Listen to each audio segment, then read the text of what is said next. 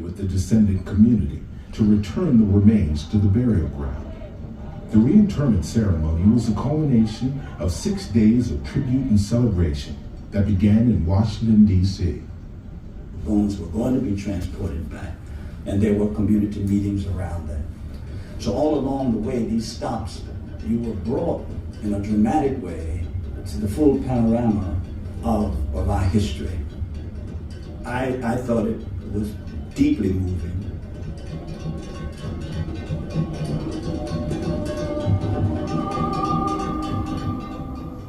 For those who need to understand a little bit about the African burial ground being rebuilt, some old buildings destroyed graves. Graves were in the areas beyond these walls. They were destroyed by construction of buildings in the 1800s. In other places, a layer of fill 13 to 24 feet deep protected many graves. The graves overlapped each other, used for over 100 years. Parts of the cemetery had several layers of burials. Some graves seemed to be deliberately placed on top of others. Perhaps those are relatives.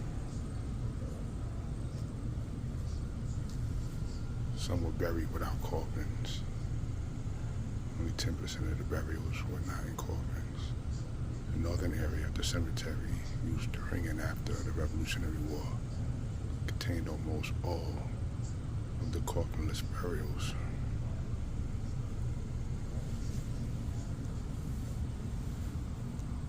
Each burial receives careful attention. There's no sign of a mass grave, and each burial received individual attention. Many burials seem to be in rows or clusters, which may have been family groups. The heads were oriented to the west. Most all the ancestors here rest with the heads toward the west. African New Yorkers made this their common tradition, even though many of their home cultures did not practice it.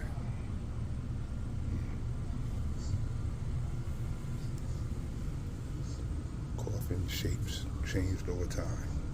The earliest coffins were probably straight-sided, tapered toward the foot. The shouldered shape came later. Those straight-sided coffins continued to be used for many of the children. Their descendants become activists. Construction and archaeological excavation moved ahead at the same time. Construction workers unexpectedly found and inadvertently damaged several burials. Outraged, the descendant community and others took action to stop further excavation and disrespected the burial ground.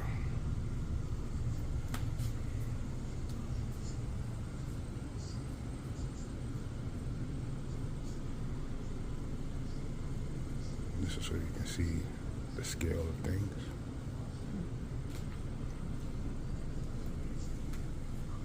And these are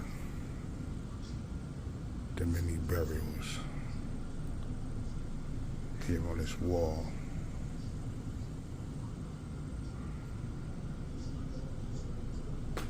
And these are just the ones documented.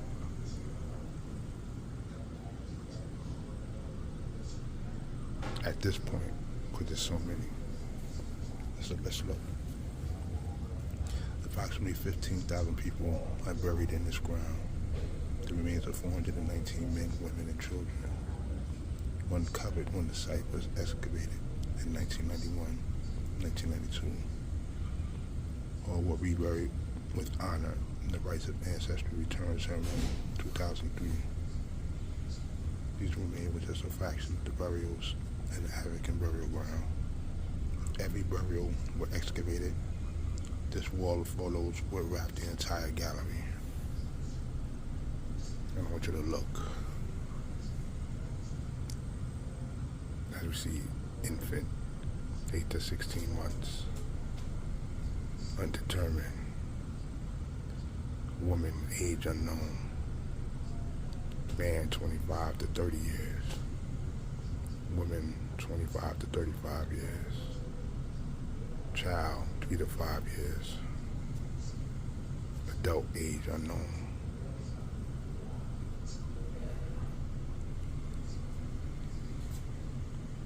Man 35 to 45 years. Woman 40 to 60 years.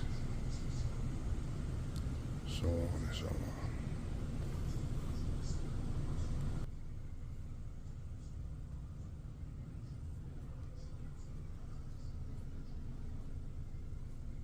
These are the many.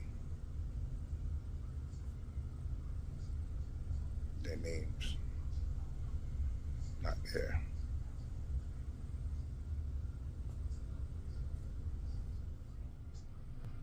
Now this is to show people that there were scientists involved.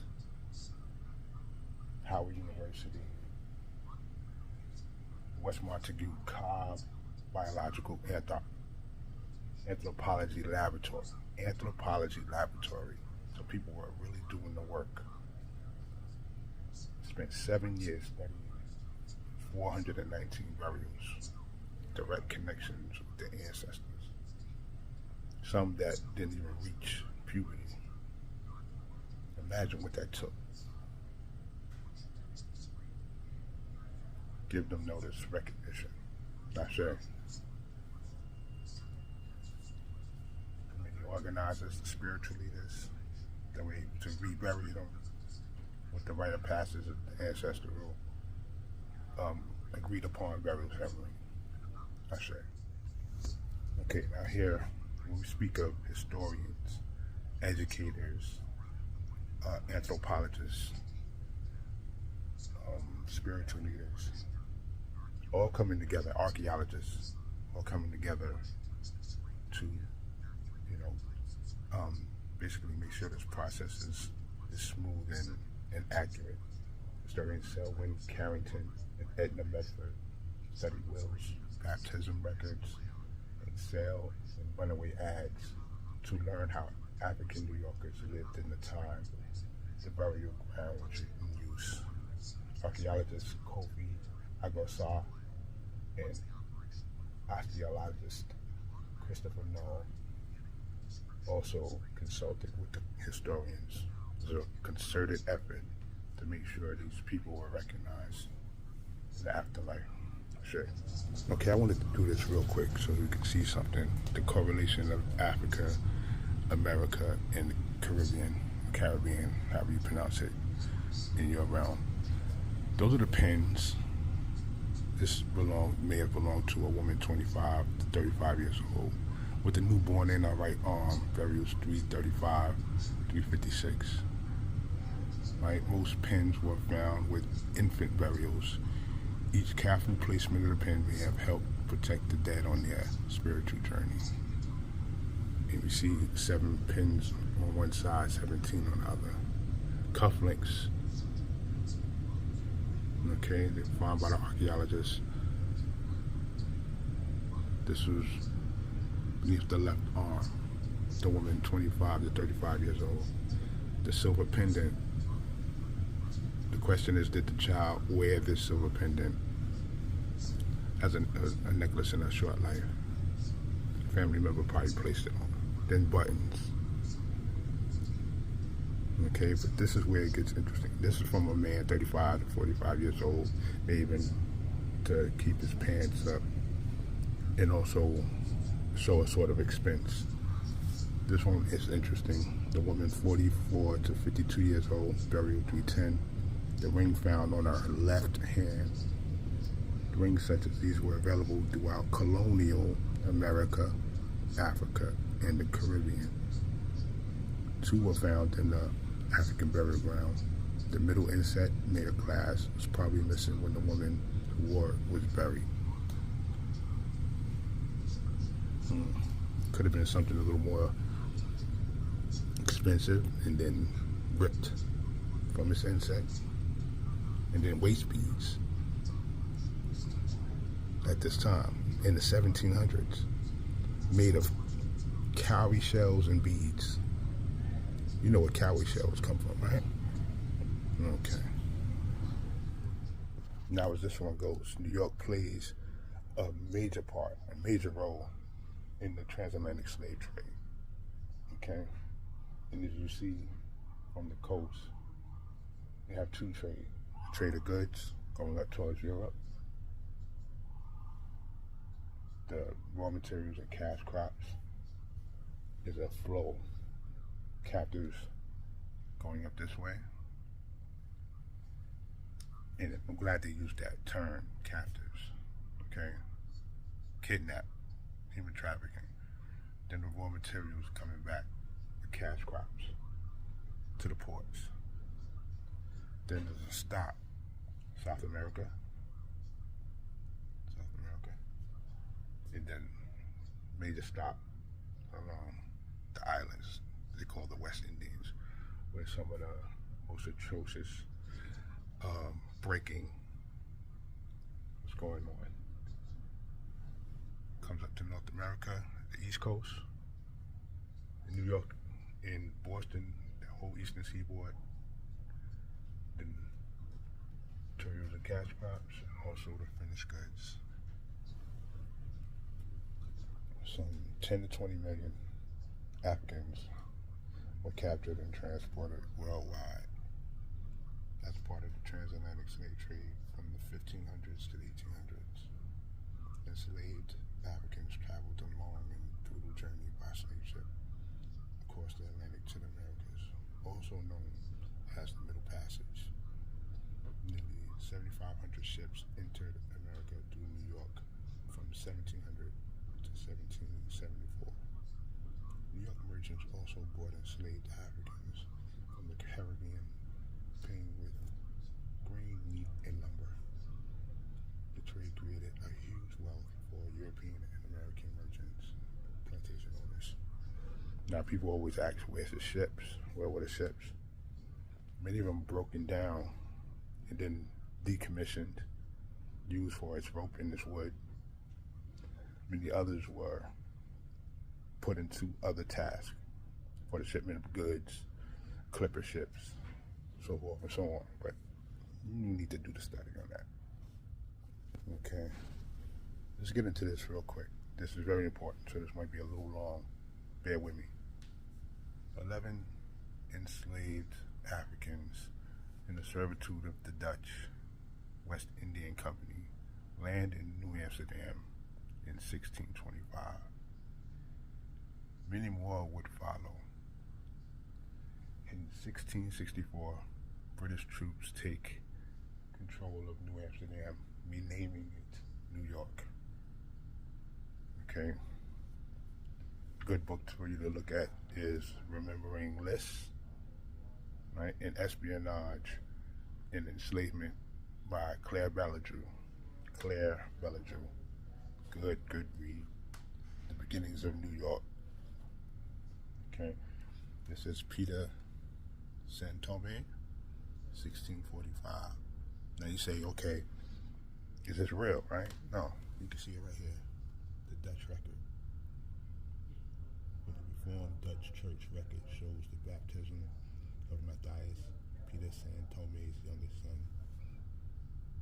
Okay, one thing that they were able to do was take meticulous records because it meant sales, economics. They had to take care of business. Peter Santome was one of the first captive Africans brought here by the Dutch West India Company to clear land for the settlement of New Amsterdam. His Portuguese name suggests he may have come from Sao Tome, the Portuguese ruled island off the coast of West Africa. Peter arrived here in New Amsterdam around 1625. After years of being enslaved, he was granted land.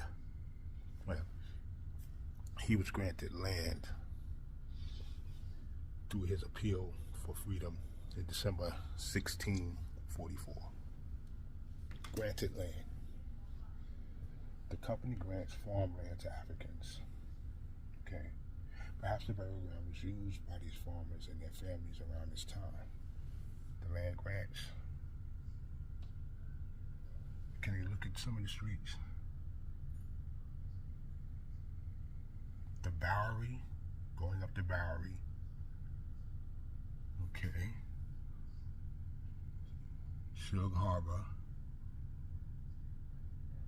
Okay. These are old streets, so it's like you have to superimpose today's mapping and topography with this one. Nobody put us going, you see Broadway, doing everything straight down to like what you call from the east side to the west side. See over here, West Street. From the Bowery to West Street, the West Side Highway. There's the African burial ground right here, 290 Broadway, and the land grants over here. Anthony Congo. Okay, let's go. In the 1640s, the Dutch West Indian Company had to rethink its strategy to make colonies successful. They granted unused farmland to Africans like Peter with the condition that the enslaved people would work for the company on demand. So anytime they decide to call them, whenever, work for the company, but you get your land, right? Perhaps these farms on the northern edge of town provided a buffer to protect the small Dutch settlement from retaliation by groups of the Lenape Indians. If you know about what Turtle Island was, the Lenape Indians, one of the oldest woodland Indian families, clans, aka tribes that's around. That's a good history to get into as well. We're going to see how they correlate. The first Africans may have been laid to rest at the burial ground located near the farms about this time. Now we know about Seneca Village turned into Central Park, which you may have not known. The land from, let's say, West 12th Street, Perry Street, Carmine Street, everything on the West Village, basically Greenwich Village, was part of that sharecropper land. Conditional freedom was not true freedom. Let's go back to what Peter Stuyvesant said. In regard to Negroes, they ought to be stout and strong fellows. Peter Stuyvesant, New Amsterdam Director General, just before he became mayor of New York. Each African child born here remained enslaved. Each African child born here remained enslaved. Document.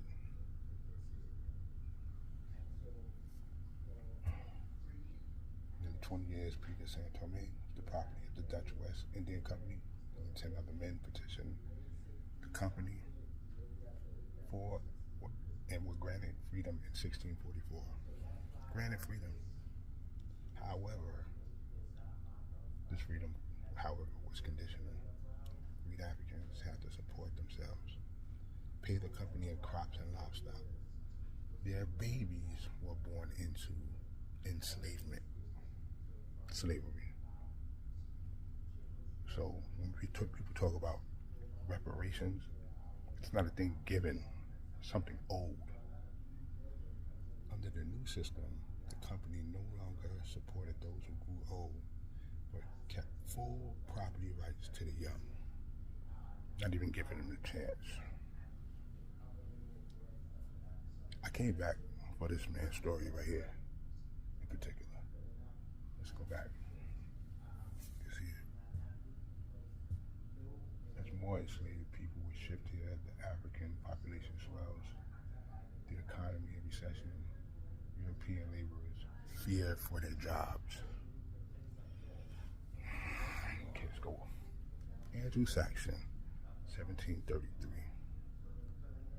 Of course, he may not look like this, but artist depiction did the best they can. And what you do is, imagine working on the docks, loading and unloading barrels all day. 50-gallon barrel full of rum, like this one would weigh over 400 pounds. This one right here. How people was doing this. Oh, you could push it too. I'm gonna do that in a second, hold on. Andrew Saxon, 1733. Speaks very good English and a Cooper by trade. Jacobus Van Cortlandt. You have the Van Cortlandt Park in the Bronx, right? Yeah, that one. Slaveholder. That's his title. Slaveholder. Not lawyer, doctor, politician. Yeah. We know Andrew Saxon from news of his escape in 1733. Slaveholder Jacobus Van Cortlandt ran an ad offering reward for Andrew's return in the New York Gazette on October 1st. This runaway slave notice describing Andrew Saxon in detail is the only record we have of him. This is why documentation beats conversation.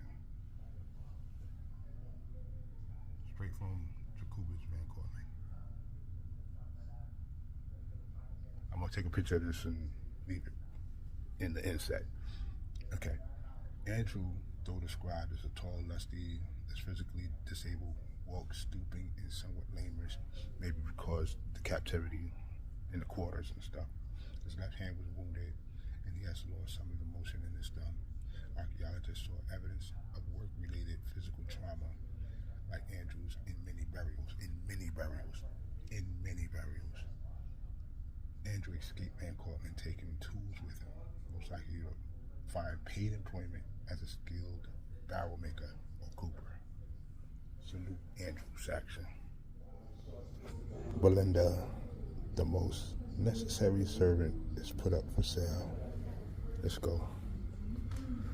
Belinda did domestic work for John Watts and his family in New York, but something about Belinda began to alarm the female members of the Watts household. According to Watts, she started to trifle about charms. Perhaps he meant conjuring or spiritual practices, so he put her up for sale. Watts described Belinda in his letter as a very good cook and a most necessary servant. The instructions from Mr. Watts read, "When she is sold, send or order back anything you judge will answer best for the value." Letter from Mr. Watts. This I thought was particularly important to mention here. Slavery was also hard on children. Over 40% of those buried here are children, mostly under the age of 2, in this very place, the burial ground. African children were precious to their families, but they were only valued as labor by New York slave owners. Owners might keep one child to help with chores, but did not want to support any more. When children got older, they were usually separated from their mothers and sold to live and work in strangers' homes and businesses.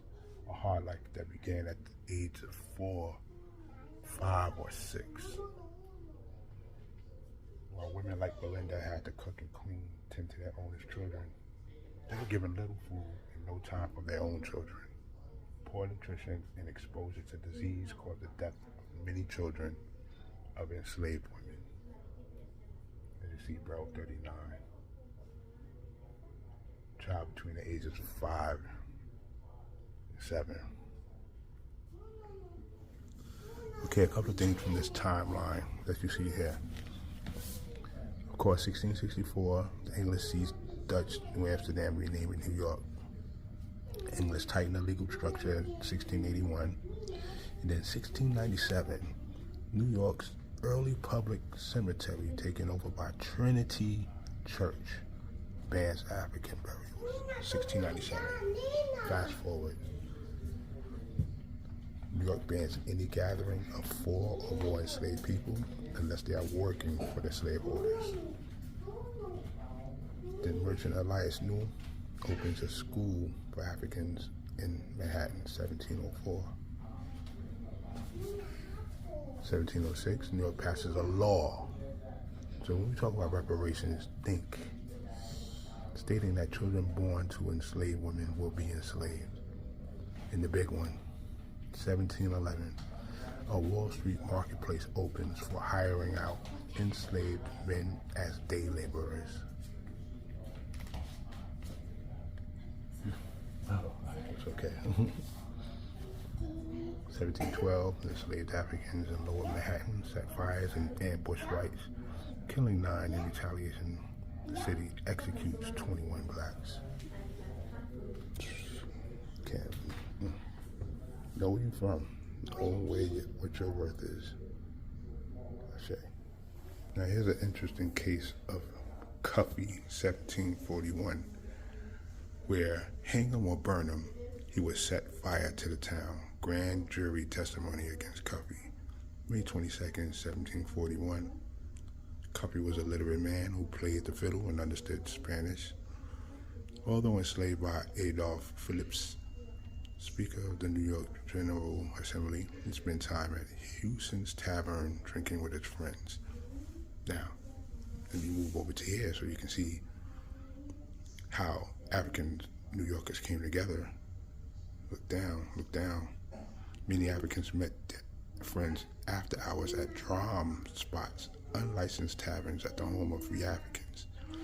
Sometimes local authorities looked the other way, and white New Yorkers can make extra money by serving Africans in their inns or taverns. Let's go back.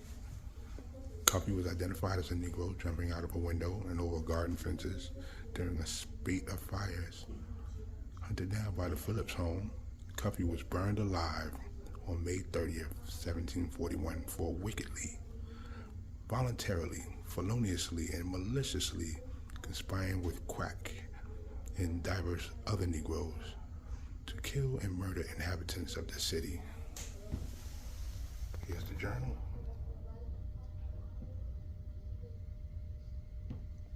There you have it. I'm going to get more into that story as well. Okay, this might take some time. This is very powerful, so you can't bear with me. Laws affecting Africans in New York, 1681 to 1683. Slaves may not leave their master's house on Sundays without written passes. Whites and free blacks may not entertain slaves in their homes, sell them liquor, or take goods or money from them. No slave shall gather on the Sabbath or at any other time at any place in groups of 4 or more. Punishment is public whipping. Slaves cannot carry weapons. 1684. No slave or indentured servant shall sell or trade in any item whatsoever. 1692. No slave shall play games or be disorderly on the Sabbath on pain of whipping. 1702. Act for regulating slaves. Any slave who strikes a Christian man or woman shall be jailed for 14 days and receive corporal punishment.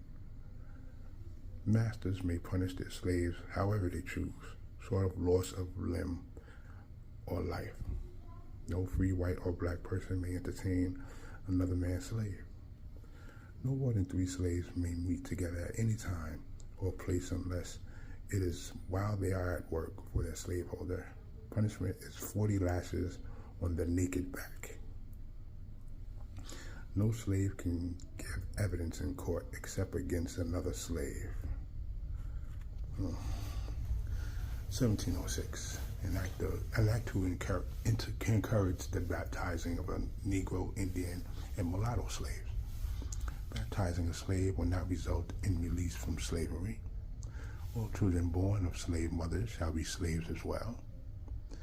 Slaves may never give testimony against a white person. 1708. Any slave convicted of conspiring to murder a white will be put to death. 1712. Any slave convicted of conspiring with others to revolt against whites will be put to death. No Negro, Indian, or mulatto made free henceforth shall be allowed to own property in the colony of New York. 1712. No slave may be freed without a $200 bond being paid in case they become a public charge. Let's go further. 1713. No slaves over the age of 14 may be out after nightfall without a lantern by which they can be seen. 1722. Black funerals must be held during daylight hours. Slaves are not permitted to gamble for money. 1731. Slaves caught riding a horse recklessly or fast within the city may be whipped. No more than 12 slaves may assemble for a funeral. Said slaves shall be approved by the dead slave's master. 1742. Slaves are prohibited from fetching water on Sundays unless the well is adjacent to their master's home. Every household is required to keep watch for suspicious nighttime behavior of slaves. And in 1788, it is illegal to purchase a slave for the purpose of sale outside of the state of New York.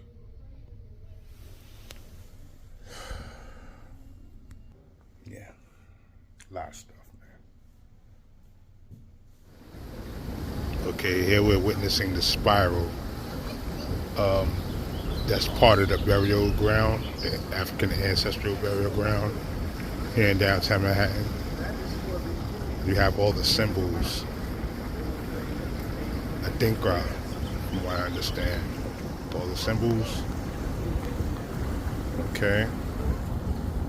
There's somebody here, so all the different tribal symbols. Well, not family crest symbols, nation symbols of the ancestors. Okay. You see the spiral message, of course. Some of the first found here on the site. I'm gonna take you to this. There's another symbol right here. Okay. Side. All right. And this is the simulating the point of no return in Ghana, Ivory Coast. You know. So imagine being just stuck in this area right here, and the last time you get to see your land that you're from through that portal to the unknown. This is why it's important that we connect with this, come back to it, and try to get an understanding. Then they have the water that runs. You know, it's too simple.